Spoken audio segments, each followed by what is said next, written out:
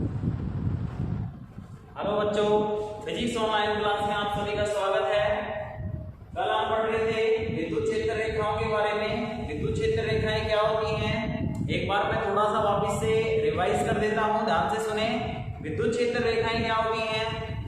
विद्युत क्षेत्र में स्थित वे काल्पनिक रेखाएं, विद्युत क्षेत्र में स्थित वे काल्पनिक रेखाएं जिनके अनुदिश परीक्षण धनावेश गति करता है, उसको हम क्या कहते हैं? विद्युत क्षेत्र रेखाएं कहते हैं। विद्युत क्षेत्र रेखाओं को हम विद्युत बल रेखाएं भी बोल सकते हैं। और दूसरी बात, इसके गुणधर्मों की अगर बात की जाए तो गुणधर्म मैंने बताया था आपको, वेरी वेरी इंपॉर्टेंट है। गुणधर्म इसके क्या होते हैं? फर्स्ट गुणधर्म हमने लिखा था कि ये जो रेखाएं होती हैं वो काल्पनिक होती हैं। क्या होती हैं? काल्पनिक होती हैं, वास्तविक रेखाएं नहीं होती हैं। सेकंड गुणधर्म हमने पढ़ा था कि ये जो रेखाएं होती हैं विद्युत क्षेत्र रेखाएं, ये हमेशा धनावेश से निकलकर ऋणावेश में समाप्त हो जाती हैं। ये कभी भी बंध पथ नहीं बनाती हैं। वैसे मैंने आपको वहां पे नोट लिखवा के एक बात और बताई थी कि चुंबकीय क्षेत्र रेखाओं की अगर बात की जाती है तो वो हमेशा बंध पथ बनाती हैं, क्योंकि चुंबकीय क्षेत्र में क्या होता है कि क्षण चुंबक में N और S दो ध्रुव होते हैं। जो क्षण चुंबक के बाहर तो चुंबकीय क्षेत्र रेखाएं N से S सिरे की ओर जाती हैं और क्षण चुंबक के अंदर वो S से N की ओर जाती हैं, तो वहां वो रेखाएं एक बंध पथ बनाती है। जबकि यहाँ अगर बात की जाए विद्युत क्षेत्र रेखाओं की, तो ध्यान रखना आवेशों में विद्युत क्षेत्र रेखाएं जो होती हैं वो बंध पथ नहीं बनाती हैं, धनावेश से निकलती हैं और ऋणावेश में समाप्त हो जाती हैं।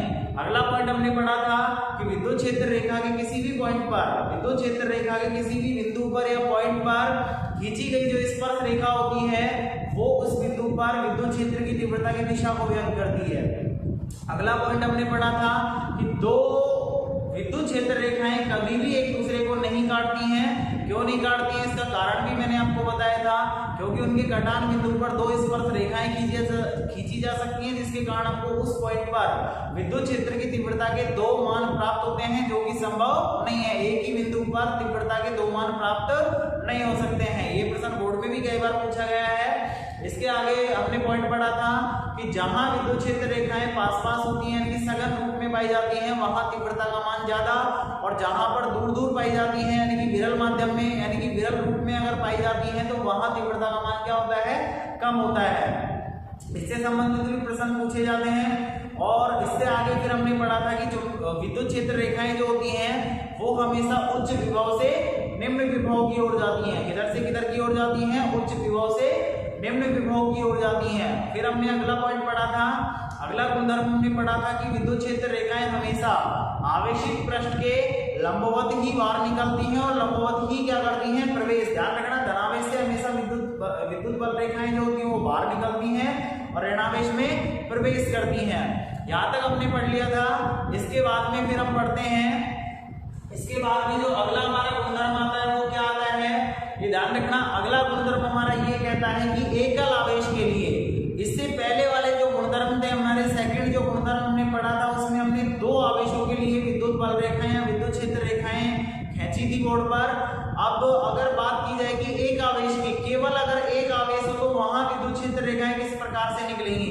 तो ध्यान रखना, एकल आवेश के लिए विद्युत क्षेत्र रेखाएं या तो अनंत पर जाती हैं या अनंत से निकलकर आवेश की ओर आती हैं। कहने का मतलब ये है, एकल आवेश की अगर बात की जाए तो एकल आवेश में विद्युत क्षेत्र रेखाएं या तो अनंत से निकलती है, अनंत की ओर जाती हैं। जैसे एग्जाम्पल के रूप में अगर बात की जाए तो इसको हम नोट भी कर लेते हैं, फिर मैं आपको बताऊंगा कि किस प्रकार से अनंत पर जाती हैं या फिर किस प्रकार से अनंत की ओर से आवेश की ओर आती है। तो देखिए, अगला गुणधर्म हमारा आता है एकल आवेश के लिए। एकल आवेश के लिए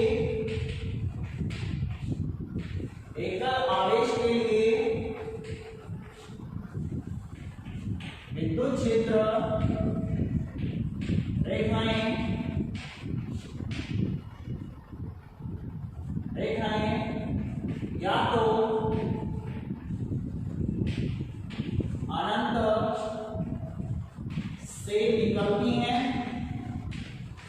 तो अनंत से निकलती हैं, या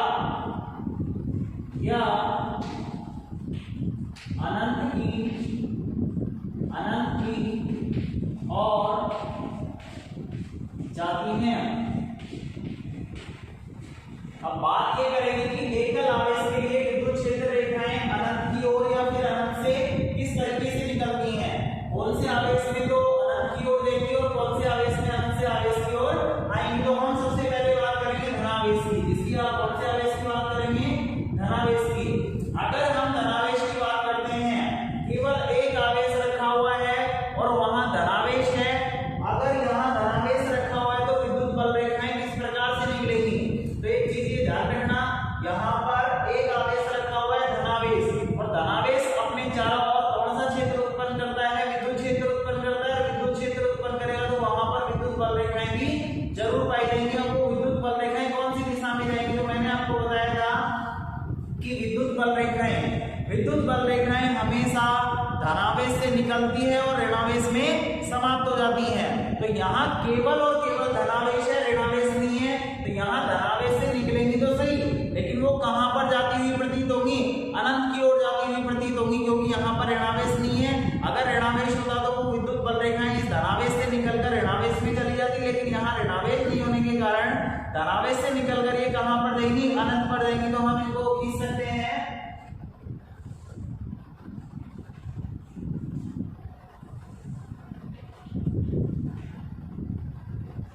इस तरीके से हम इसको खींच सकते हैं।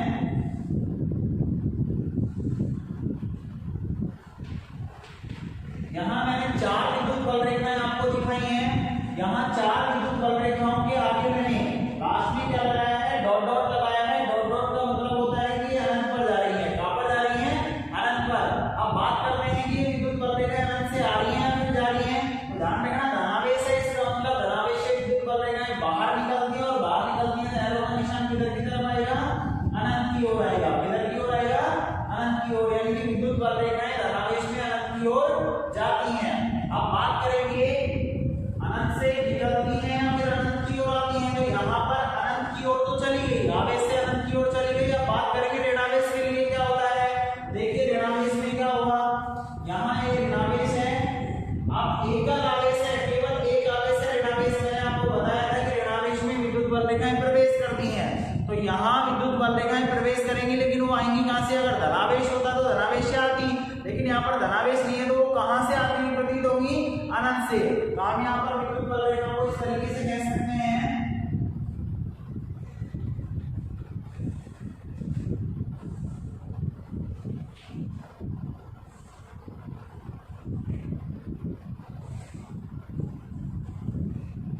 अब की बार एरो का निशान किधर की तरफ होगा, ऋणावेश में प्रवेश करती है तो एरो का निशान अंदर की तरफ होगा। इसका मतलब क्या हुआ, अनंत से विद्युत बल रेखाएं किसमें आ रही हैं, ऋणावेश में आ रही है। तो ध्यान रखना, एकल आवेश की अगर बात की जाए तो विद्युत क्षेत्र रेखाएं या विद्युत बल रेखाएं इस प्रकार से खींची जाएंगी। एकल आवेश के लिए अगर धनावेश की बात की जाती है तो धनावेश में आवेश से निकलकर अनंत पर जाती है, और ऋणावेश की अगर बात की जाए तो एकल आवेश ऋणावेश के लिए अगर बात की जाती है तो अनंत से निकलकर कहां पर आती है, ऋणावेश में प्रवेश करती है। तो ये हमारा अगला गुणधर्म है, इसे नोट कर लीजिए।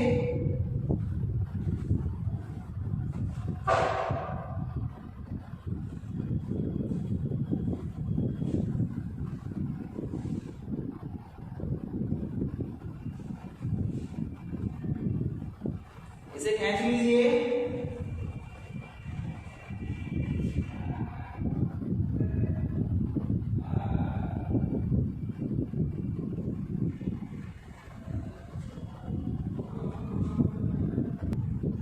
अब आगे हम चलते हैं, अगला गुणधर्म हमारा क्या आता है। अगला गुणधर्म वेरी वेरी इंपॉर्टेंट है सवाल की दृष्टि से, इसकी दृष्टि से, न्यूमेरिकल की दृष्टि से ये जो गुणधर्म है वो वेरी वेरी इंपॉर्टेंट है। और वो गुणधर्म हमारा है पॉइंट के रूप में है उदासीन बिंदु। क्या है, उदासीन बिंदु। उदासीन बिंदु बात करेंगे कि उदासीन बिंदु क्या होता है।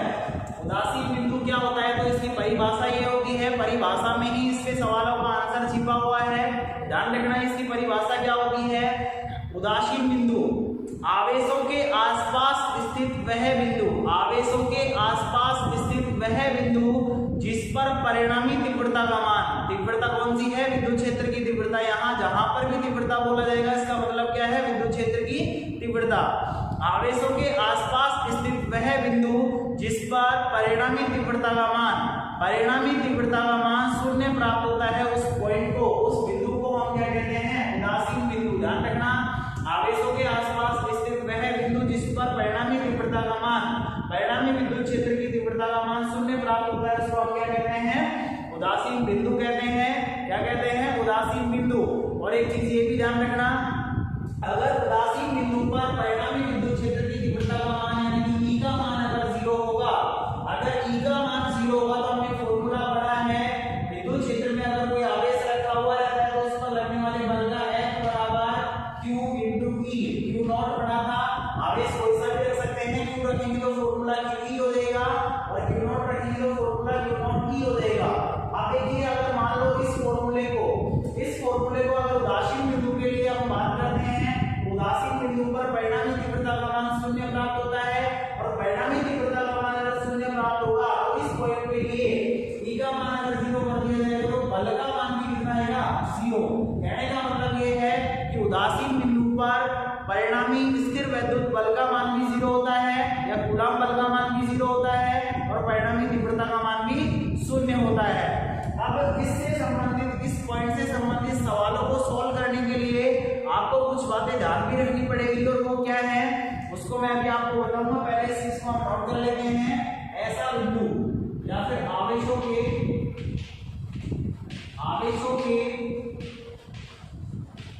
आसपास स्थित वह बिंदु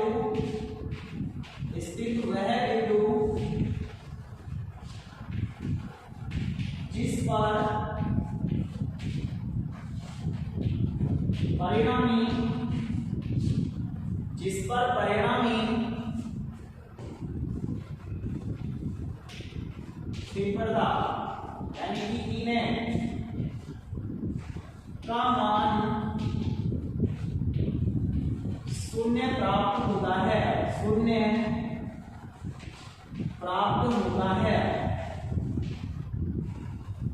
उदासीन बिंदु कहलाता है। उदासीन बिंदु कहलाता है। इस बिंदु पर परिणामी बल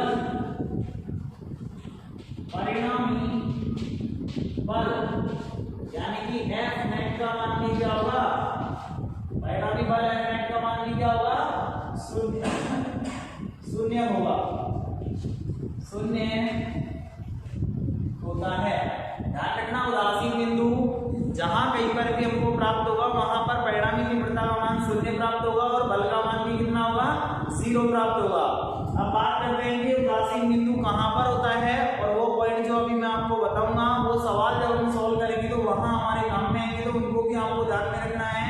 पहली बात तो एक चीज ये ध्यान रखना, समान प्रकृति के आवेश अगर आपको दिए जाएं, अगर मान लो समान प्रकृति के 2 आवेश आपको दिए जाएं तो वहां पर उदासीन बिंदु की स्थिति कहां पर होगी? तो एक चीज ये ध्यान रखना, जब भी 2 आवेश समान प्रकृति की हो,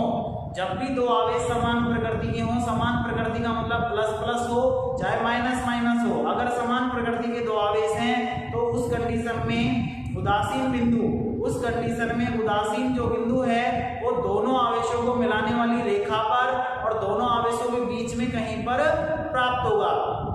वापिस से सुनिए, अगर मान लो 2 आवेश समान प्रकृति के हैं और आपसे पूछा जाता है कि उदासीन बिंदु कहां पर होगा, उदासीन बिंदु की स्थिति क्या होगी, तो थोड़ा सा हिंट आपको यहां से मिल जाता है कि दोनों आवेशों को मिलाने वाली रेखा पर होगा। पहली बात तो दोनों आवेशों को मिलाने वाली रेखा पर होगा। अब रेखा पर कहां होगा? दोनों आवेशों के बाहर होगा या फिर अंदर होगा? ध्यान रखना, दोनों आवेशों के अंदर होगा, यानी कि दोनों आवेशों को मिलाने वाली रेखा पर और दोनों आवेशों के बीच में किसी भी पॉइंट पर हमको प्राप्त हो सकता है। और एक चीज ये भी ध्यान रखना, अगर दोनों आवेश समान परिमाण के हैं तो उदासीन बिंदु हमको बिल्कुल बीच में यानी कि मध्य बिंदु पर प्राप्त होगा। कहां पर होगा? बिल्कुल मध्य बिंदु पर प्राप्त होगा। तो इस पॉइंट को भी हम लिख देते हैं,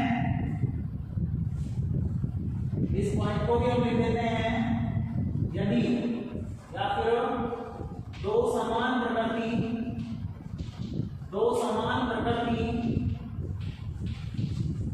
के आवेशों के लिए, आवेशों के लिए उदासीन बिंदु, उदासीन बिंदु आवेशों को मिलाने वाली रेखा पर, आवेशों को मिलाने वाली, आवेशों को मिलाने वाली रेखा पर तथा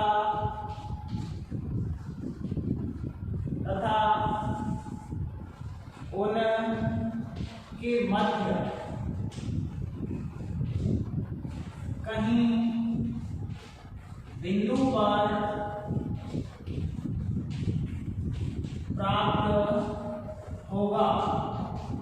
उनके मध्य का मतलब है दोनों आवेशों के बीच में हमको प्राप्त होगा। अगर समान प्रकृति के आवेश हैं तो उदासीन बिंदु हमको दोनों आवेशों के बीच में और दोनों को मिलाने वाली रेखा पर हमको प्राप्त होगा। अब हम ये बात भी नोट कर लेते हैं कि समान परिमाण के अगर दोनों आवेश दिए जाते हैं तो उदासीन बिंदु कहां पर होगा? बिल्कुल मध्य बिंदु पर होगा। समान परिमाण वाले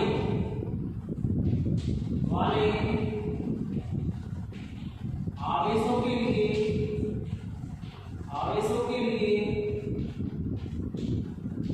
मध्य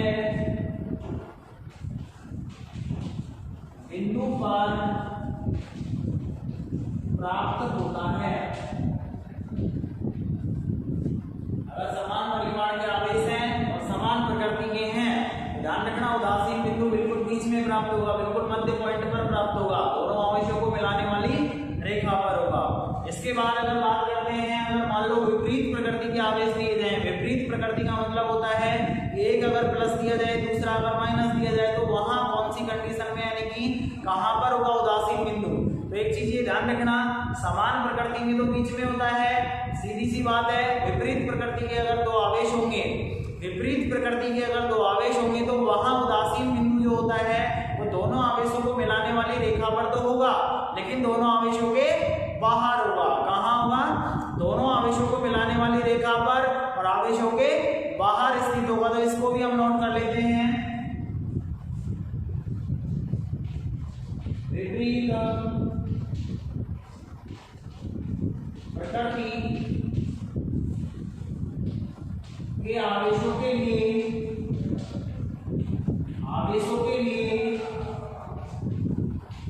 उदासीन बिंदु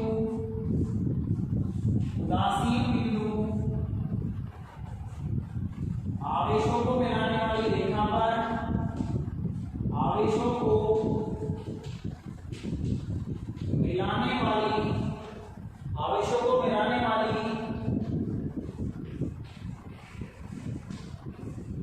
रेखा पर तथा आवेशों के बाहर कहीं प्राप्त होगा। यानी कहने का मतलब है विपरीत प्रकृति के आवेश दिए जाते हैं और आपसे कहा जाता है उदासीन बिंदु ढूंढिए, तो आपको कहाँ मिलेगा? वो दोनों आवेशों को मिलाने वाली रेखा पर तो होगा, लेकिन आवेशों के बाहर स्थित होगा।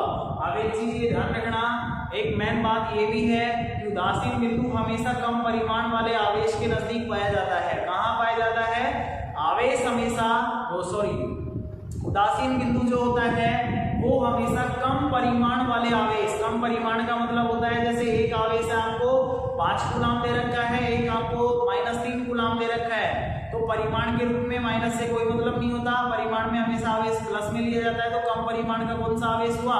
3 कूलाम। -3 कूलाम जो आवेश है वो कम परिमाण का हुआ, तो वहां उस आवेश के नजदीक ही आपको क्या पाया जाएगा? उदासीन बिंदु पाया जाएगा। क्या पाया जाएगा? उदासीन बिंदु पाया जाएगा। तो हम यहाँ पर लिख देते हैं, अगला पॉइंट है हमारा उदासीन बिंदु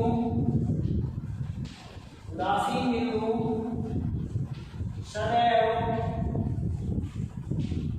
कम परिमाण सदैव कम परिमाण वाले आवेश के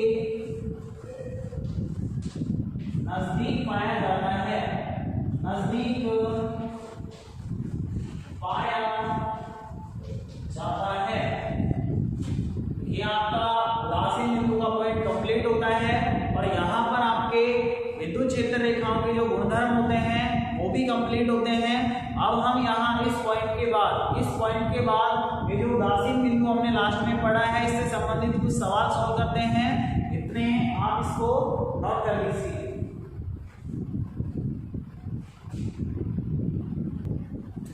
हाँ, तो हमारा सवाल है उदासीन बिंदु से संबंधित एक सवाल है और वो क्या है, यहाँ आपको सवाल में दो आवेश दिए गए हैं। एक तो बिंदु ए पर रखा हुआ है, दूसरा बिंदु बी पर रखा हुआ है।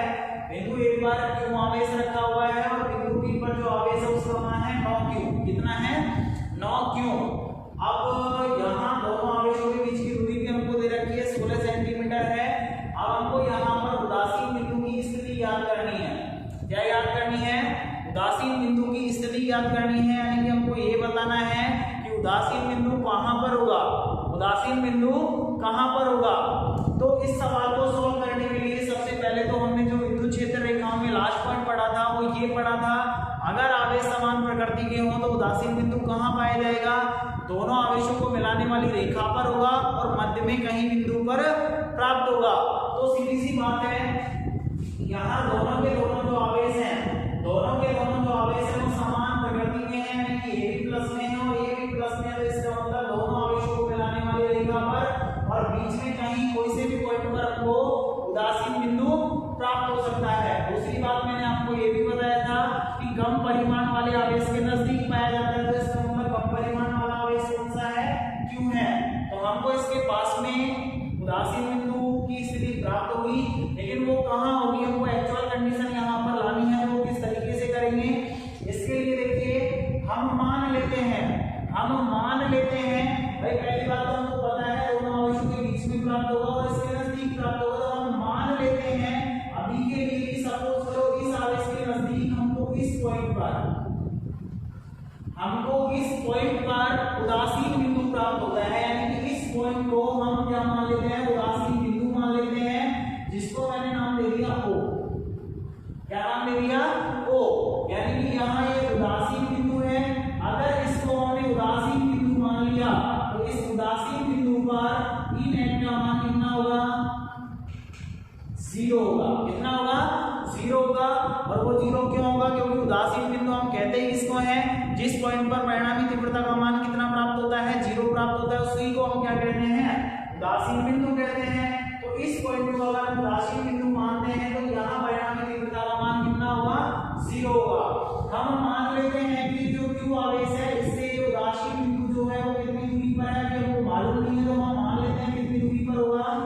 x दूरी पर। कितनी दूरी पर है ये? x दूरी पर है। अब अगर मान लो इस दूरी को हमने x मान लिया तो यहाँ 9q आवेश है, ये उदासीन बिंदु है, इसकी स्थिति कितनी दूरी पर आएगी? 16 - x, क्योंकि टोटल कितनी है? 16 सेंटीमीटर और यहाँ से और यहाँ तक की कितनी है? x। तो यहाँ ये कितनी बचेगी? 16 - x।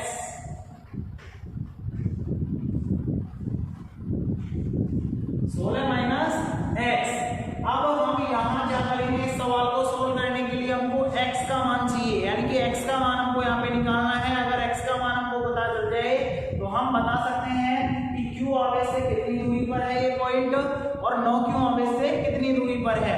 तो हमको यहाँ x का मान निकालना है और x का मान निकालने के लिए हमको उदासीन बिंदु की शर्त पता है कि यहाँ इस पॉइंट पर परिणामी तीव्रता का मान कितना प्राप्त होता है? 0। तो हम यहाँ क्या करेंगे, इस सवाल को सॉल्व करने के लिए ये उदासीन बिंदु पर पहले परिणामी तीव्रता का मान ज्ञात करेंगे और परिणामी तीव्रता का मान ज्ञात करने के बाद उसको 0 के बराबर में रख देंगे, क्योंकि परिणामी तीव्रता का मान यहाँ 0 होता है और 0 के बराबर में रखते ही हमारे पास x का मान आ जाएगा। तो सबसे पहला काम हमारा यहाँ पर ये है कि इस बिंदुओं पर परिणामी तीव्रता किस प्रकार से ज्ञात की जाएगी। तो मैंने आपको बताया था जब तीव्रता वाला हमने पॉइंट पढ़ा था तो एक आवेश के लिए, केवल एक आवेश के लिए विद्युत क्षेत्र की तीव्रता निकाली जाती है फॉर्मूले Q/R² से। लेकिन अगर मान लो आवेश एक से अधिक हो, यानी आवेश का समूह हो तो वहां परिणामी तीव्रता का मान उस पॉइंट के चारों ओर उपस्थित आवेशों के कारण तीव्रताओं के सदिश योग के बराबर होता है। ध्यान रखना, अगर दो सदिश एक ही दिशा में होता है तो परिणामी आपस में जुड़ जाएगा, दोनों सदिशों के योग के बराबर होगा। अगर मान लो दो सदिश एक दूसरे के विपरीत दिशा में होते हैं तो एक को प्लस में लिया जाता है, दूसरे को माइनस में लिया जाता है, वहां उसके परिणामी के बराबर होगा। यहाँ देखते हैं किस प्रकार से हमें, देखिए इस पॉइंट के चारों तरफ केवल दो आवेश है, एक तो क्यू आवेश है और दूसरा कौन सा है, नो क्यू आवेश है। इन दोनों आवेशों के कारण इस पॉइंट पर तीव्रता की अगर बात करें तो मैंने आपको बताया था प्लस आवेश से हमेशा दूर होती है और माइनस आवेश की और होती है। तो यहाँ दोनों आवेश प्लस आवेश है, तो इस प्लस क्यू आवेश के कारण इस पॉइंट पर जो तीव्रता की दिशा होगी वो कौन सी होगी, देखिए बताइए, प्लस आवेश से दूर। तो प्लस आवेश से दूर यानी कि इस आवेश से दूर इधर होगा या फिर इधर होगा, तो इस वाले आवेश से तो इधर की तरफ ही दूर होगा, तो हमारे तीव्रता की जो दिशा है इस वाले आवेश के कारण जो तीव्रता की दिशा है वो कौन सी दिशा में रहेगी, इस दिशा में रहेगी, यानी कि बिंदु बी की ओर रहेगी। कौन सी दिशा में रहेगी, बिंदु बी की ओर रहेगी, जिसको मैं व्यक्त कर सकता हूं यहाँ बिंदु ए पर जो आवेश रखा हुआ है इसकी तीव्रता को मैं व्यक्त कर सकता हूं ई ए सदिश के द्वारा। इसके द्वारा ई ए सदिश के द्वारा, कौन से सदिश के द्वारा व्यक्त कर देता हूं, ई ए सदिश के द्वारा। अब बात करते हैं नो क्यू आवेश के कारण इस पॉइंट पर तीव्रता की दिशा कौन सी होगी, ये भी प्लस आवेश है, प्लस आवेश से दूर कौन सी तरफ होगी, इधर की तरफ होगी, जिसको मैं व्यक्त कर देता हूं इस दिशा में होगी, इसको मैं व्यक्त कर देता हूं। देखिए बिंदु बी पर रखा हुआ है आवेश, तो इस वाली तीव्रता को मैं व्यक्त कर देता हूं किसके द्वारा, ईबी सदिश के द्वारा। किसके द्वारा, ईबी सदिश के द्वारा। अब हमको बिंदु O पर परिणामी तीव्रता का मान ज्ञात करना है। दोनों तीव्रताएं एक दूसरे की विपरीत दिशा में आ रही है, इसका मतलब परिणामी तीव्रता का मान क्या होगा, दोनों तीव्रताओं को किस प्रकार से लिया जाएगा, एक को प्लस में तो दूसरे को माइनस में। तो यहाँ हम लिख सकते हैं बिंदु O पर परिणामी तीव्रता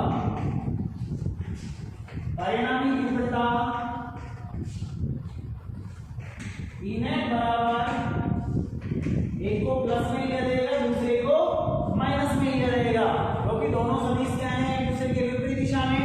तो यहाँ EA माइनस EB के बराबर में होगा परिणामी तीव्रता। अब अगर इस पॉइंट को हम उदासीन बिंदु के लिए लिखेंगे, आपको पता है कि तीव्रता है वो कौन से पॉइंट पर है, बिंदु O पर, और बिंदु O कौन सा बिंदु है, उदासीन बिंदु, और उदासीन बिंदु पर परिणामी तीव्रता का मान कितना है, 0। तो उदासीन बिंदु के लिए E नेट का मान किसके बराबर होगा, 0 के बराबर। तो हम यहाँ लिखेंगे उदासीन बिंदु के लिए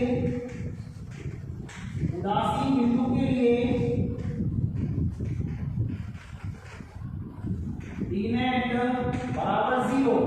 अतः हम लिख सकते हैं EA माइनस EB बराबर क्या होगा, 0। अगर EB को हम इधर की तरफ लाते हैं तो फॉर्मूला बनेगा हमारा EA बराबर EB।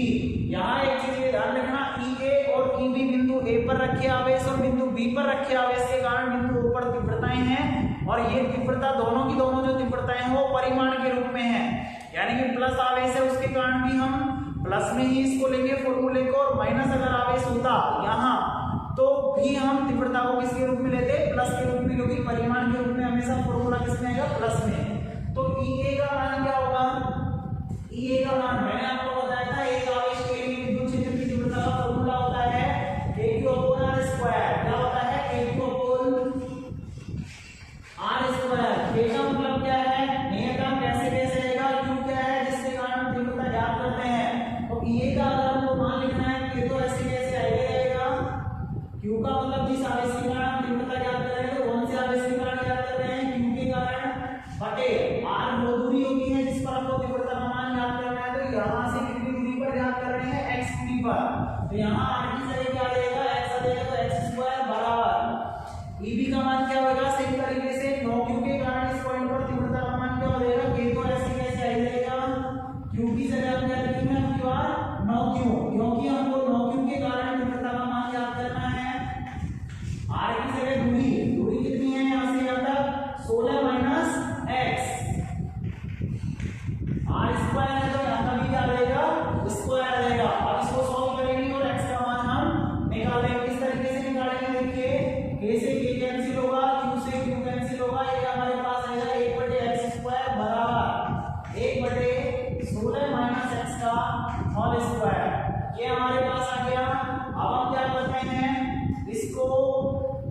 इस समीकरण को पलट देते हैं तो हम यहाँ पर इसको लिख सकते हैं x। एक सेकंड, यहाँ हमारे पास ऊपर 9 और बचा हुआ है जिसको हम यहाँ लिख देते हैं। अब हम क्या करते हैं 16 माइनस एक्स का होल स्क्वायर को इधर की तरफ गुणा करके ले जाते हैं। ये होगा 16 माइनस एक्स का होल स्क्वायर बटे एक्स स्क्वायर बराबर हमारे पास कितना आएगा 9। दोनों के ऊपर से अगर स्क्वायर हटाएंगे तो यहाँ इसके ऊपर क्या आएगा अंडर रूट। 9 का अंडर रूट कितना होता है 3 होता है, तो इसको हम लिख सकते हैं 16 माइनस एक्स बटे एक्स स्क्वायर हटा दिया तो इसका वर्गमूल आएगा। इसका वर्गमूल कितना होता है 3। इसको और सॉल्व कर लेते हैं, x को इधर की तरफ वजन गुणा करके लेकर आएंगे तो हमारे पास क्या आएगा 16 माइनस एक्स बराबर हो जाएगा 3x। अब हम क्या करेंगे इस x को माइनस का है इधर की तरफ लाएंगे प्लस का x हो जाएगा, ये हो जाएगा 16 बराबर 3x प्लस x, ये हो जाएगा हमारे पास 4x और बराबर में कितना है 16, तो हम लिख सकते हैं 4x बराबर 16।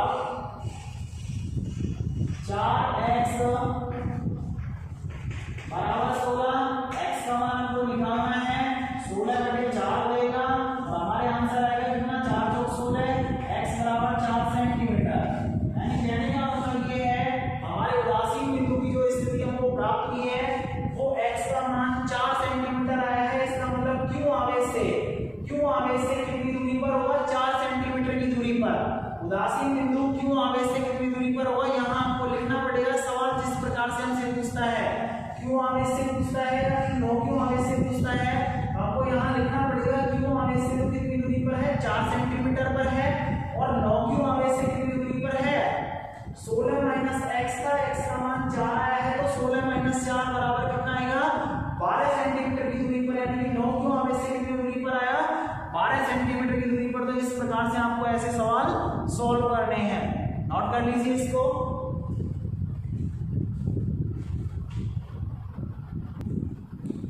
देखिए अगला सवाल हमारा सेम है, ओनली सवाल में थोड़ा सा चेंज किया है और वो क्या किया है पिछले सवाल में हमारे पास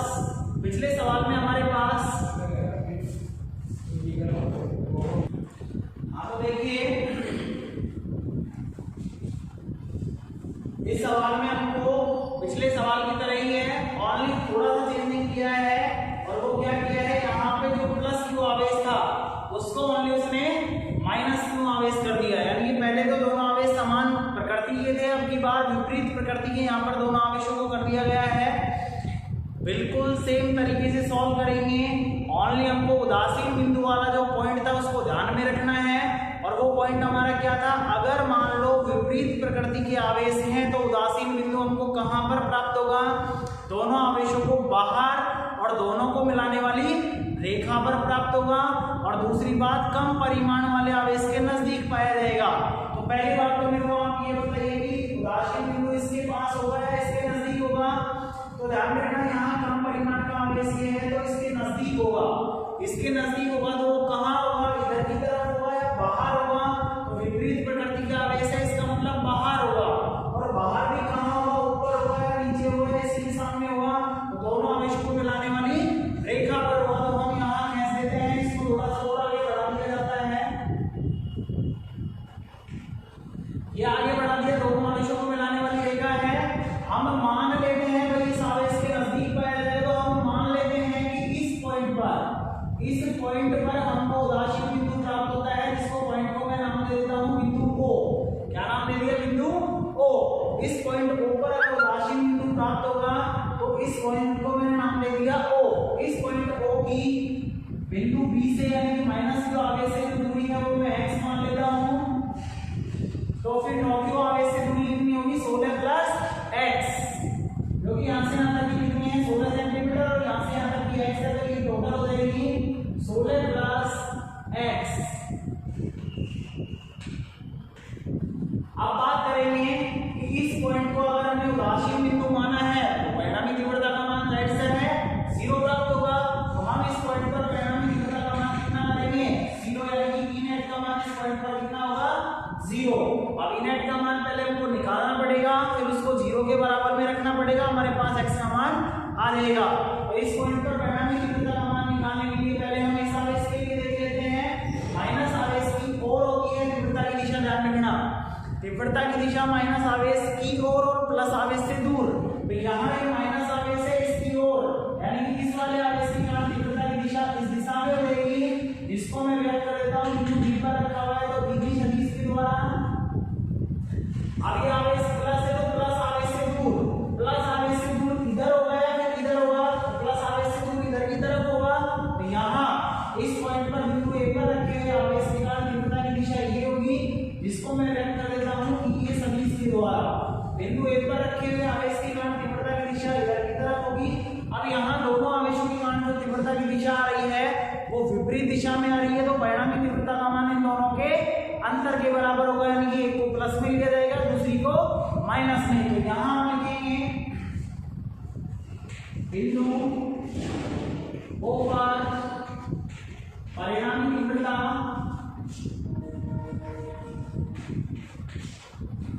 इन्हें बराबर हम लिखेंगे, क्या लिखेंगे, एक को प्लस में लेंगे तो दूसरे को माइनस में। तो हम लिख सकते हैं ये को हमने प्लस में ले लिया तो ई को हमको किसमें लेना पड़ेगा, माइनस में लेना पड़ेगा, क्योंकि दोनों के दोनों सदिश क्या हैं, विपरीत दिशा में है।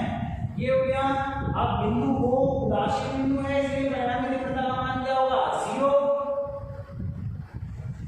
उदासीन बिंदु के लिए, उदासीन बिंदु के लिए इनेट बराबर कितना होगा, 0। इनेट का मान अगर 0 होगा तो हम यहाँ लिख सकते हैं अतः Ea माइनस Eb बराबर क्या होगा, 0। Eb को हम इधर की तरफ लेकर आएंगे तो क्या होगा, Ea बराबर Eb होगा, वही फॉर्मूला। E और Eb का हमको यहाँ पे मान रखना है, दोनों तीव्रताएं परिमाण के रूप में है, प्लस में अगर आवेश होगा तब भी तीव्रता किसमें ली जाएगी, प्लस में ली जाएगी। तो यहाँ E का मान क्या होगा, बिंदु A पर रखे आवेश के कारण तीव्रता, फॉर्मूला होता है Q/R², K नियतांक है, Q यहाँ पर कितना आएगा, 9 क्यों आएगा, और R का मतलब दूरी कितनी आएगी, 16 प्लस x। तो फॉर्मूला हमारा बनेगा कि आवेश का मान हमारे पास 9 क्यों है बटे R², R की जगह हमारे पास 16 प्लस x है तो इसका होल स्क्वायर बराबर Eb का मान क्या होगा, बिंदु B पर रखे हुए आवेश के कारण K तो आएगा, Q की जगह माइनस क्यों है, परिमाण के रूप में लेना है तो क्यों आ जाएगा बटे R, यानी कि दूरी कितनी है, x है तो यहाँ पे क्या आ जाएगा, x²। K से K कैंसिल हो जाएगा, Q से Q कैंसिल हो जाएगा, हमारे पास बचेगा 9 बटे 16 प्लस x का होल स्क्वायर बराबर 1 बटे x²। हम क्या करते हैं, इस समीकरण को 16 प्लस x के होल स्क्वायर को इधर की तरफ लाते हैं, हमारे पास क्या आएगा, 9 बराबर 16 प्लस x का होल स्क्वायर बटे x²। क्या देगा, दोनों के ऊपर से स्क्वायर को मैं हटाऊंगा तो यहाँ क्या आएगा, अंडर रूट आएगा, और 9 का अंडर रूट कितना होता है, 3। तो यहाँ हम लिख सकते हैं 3 बराबर 16 प्लस x बटे x। ये हो गया, x को हम इधर की तरफ से गुणा करते हैं तो ये हो जाएगा 3x बराबर 16 प्लस x। x को मैं इधर की तरफ लेकर जाता हूँ, 3x माइनस x बराबर कितना आएगा, 16, और ये बचेगा हमारे पास 2x बराबर 16। x का मान हमारे पास कितना आएगा, 8 सेंटीमीटर। 8 सेंटीमीटर का मतलब ये है कि -2 आवेश से उदासीन बिंदु की जो स्थिति है वो 8 सेंटीमीटर की दूरी पर होगी, और 9 क्यों आवेश से वो कितनी पर होगी, 16 प्लस 8। x का मान कितना आया है, 8। 16 प्लस 8 का मतलब हो गया 24 सेंटीमीटर पर। तो यहाँ हमको ये बात लिखनी पड़ेगी। इस तरीके से आपको सवाल सॉल्व करने हैं। आपकी बुक में भी इससे संबंधित और भी सवाल दिए गए हैं, उनको सॉल्व करना। अगर नहीं होता है तो कमेंट बॉक्स में लिख के उसका आंसर मुझसे पूछिए, मैं आपको वीडियो में उसको सॉल्व करवा दूंगा। Thank you.